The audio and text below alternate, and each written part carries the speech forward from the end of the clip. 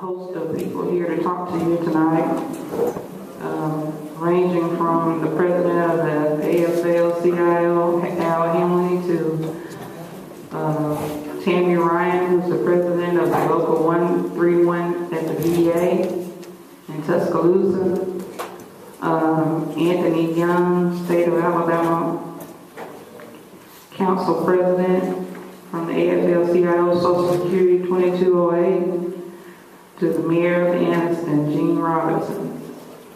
We also have Ms. Reverend Ramsey, Gerald Norris, our 5th District Representative,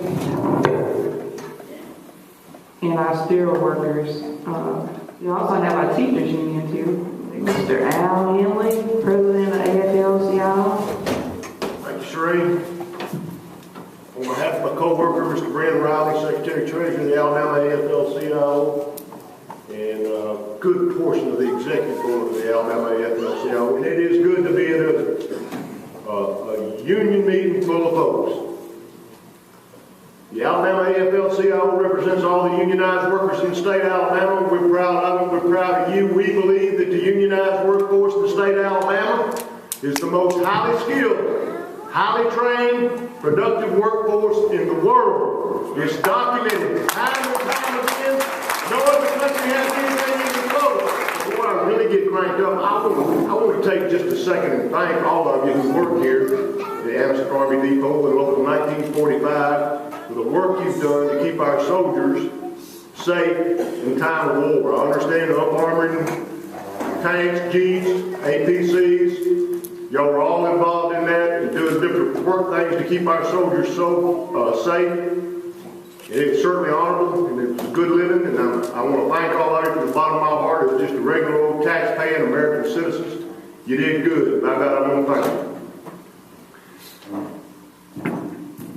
you. The layoffs that's proposed here, 1,000 families in this area are proposed to be, the proposal is to disrupt their lives between now and next January. It'd be an easy sell if the government said, hey, this work's going away. We don't need to work none no more. The war's over. We just don't need to work none. But to the best of my knowledge, that's not the case. To the best of my knowledge, they're saying the work is going to leave Anniston Army Depot and go to a contractor somewhere else in America to do the same work you guys are doing now. We're going to disrupt the lives of 1,000 people in the city of Anniston and shift the work to somewhere else in America. So a contractor, and whether it's a corporation or an individual, 1% is getting the gold mine and all of us are getting the shaft. Right. Now that's wrong, folks. That's wrong.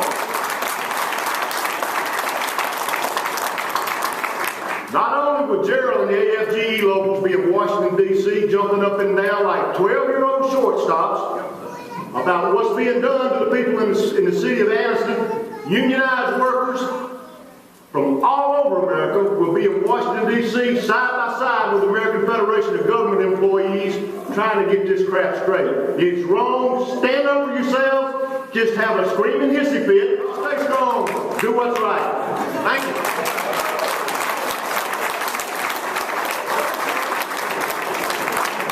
What a good thing it is to be, first of all, an American. You know, when I look out today and I see you, Anniston Army Depot, and this community, I am always proud. And as I served as president of Local 1945 for 9 years, and as I stood up, I would always say, I'm happy to represent the greatest workforce in America. I'm glad to be a part of Anniston Army Depot, Local 1945. You are the greatest. Give yourself a hand for that.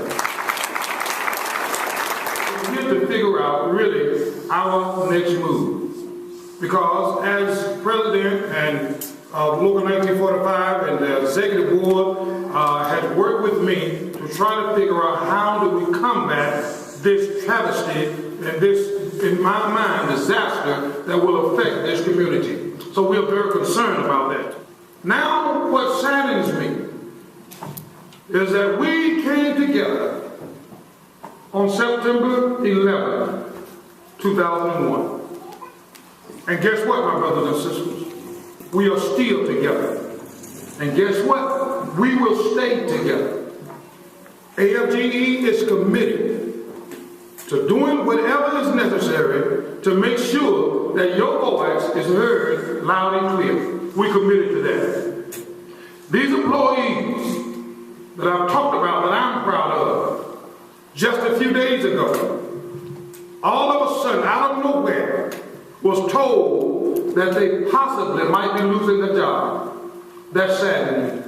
That saddened this entire executive board of AFGE Local 1945. It said not just the executive board of AFGE Local 1945, but you see here on this platform today, the president of Alabama AFL-CIO, they're saddened, they're outraged.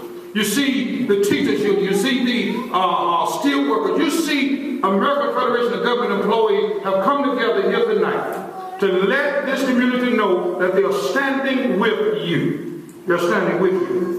And I want to say that we need to pause, because every time the troop on the field needed a piece of equipment, you stepped up to the plate. Every time they needed an M16, it was there for them. Every time they needed a repair on an M1 or a repair on the Striker vehicle, you was there. You stepped up to the plate, you made sure that the warfighter got what is needed, and you ought to give yourself a hand.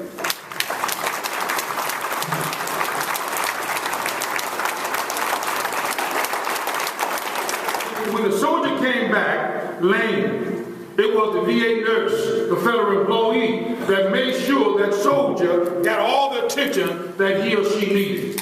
It was a federal employee.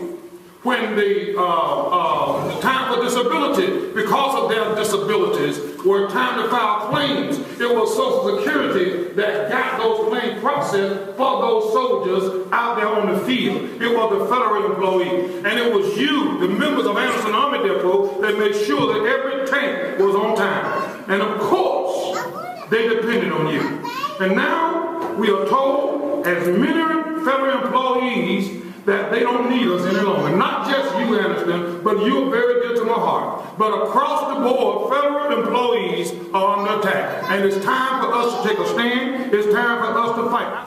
I need us to send a message loud and clear. And the message is simply this.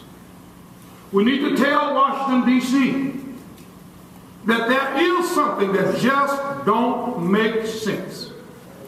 Border Patrol agents, food inspectors, correctional officers, civilian defense employees, and other workers such as like at Anniston Army Depot. We need to tell them that it just don't make sense. When they're cutting huge cuts out of federal employees, we need to let them know that we're not the cause of the deficit. We need to let them know that we've already given $60 billion in our last 2 years of raises. And we are not the cause. What we need is for the people in Washington, D.C. is to get jobs in Anniston and in Alabama. That's what we need. Because if we get the job, guess what? None of us will be wondering where our next meal is going to come from. That's the real problem. And we need to stop undermining America. That's the message we need to send. Stop undermining America and put the real cards on the table. That's the real deal. The real deal is bringing jobs to Alabama, bringing jobs to Anniston Army Depot, bringing jobs. Y'all been with me today. Bringing jobs